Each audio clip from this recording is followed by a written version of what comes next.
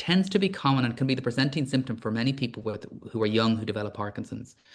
Um, what dystonia is, it's really continuous or sustained posturing, twisting, spasming, or cramping of muscles that can happen at different times of the day. Dystonia is a condition of itself, and there's people who just have dystonia and that's their condition.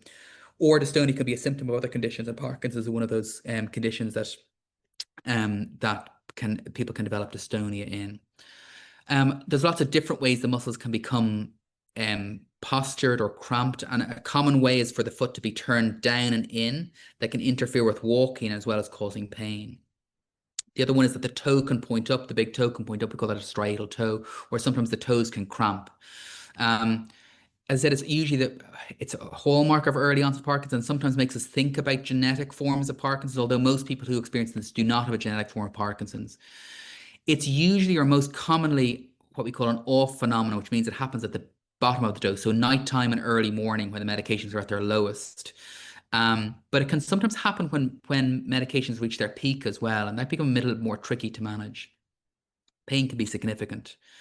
So if it's very clear that this is happening as a off phenomenon, we try to just optimize people's medications and get their medications as good as we can get them, because sometimes that's enough. Even giving medications during the night can sometimes help with nocturnal dystonia.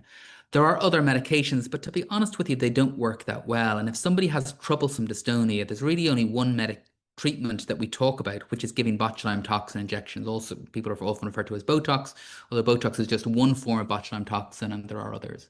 So these are just pictures of people with foot dystonia. And there's evidence to suggest for many years now that people who get painful foot dystonia can get dramatic improvements that is often sustained for many months. But botulinum toxin only really lasts for about 12 weeks or 3 months. So they need repeated injections, maybe 3 or 4 times a year.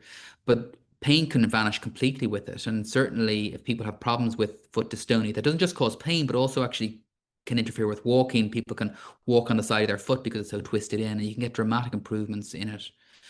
There have been lots of trials now, small trials, not that well conducted, showing sustained benefit in not just pain, but as I said, is in gait analysis and lower limb function. But all of these are small studies, 14 patients. But at this stage, I think we have enough evidence to suggest that this is beneficial, and it's at least worth a try if somebody has dystonia that's problematic. It's also used for other conditions as well as these atypical Parkinsonian symptoms as well.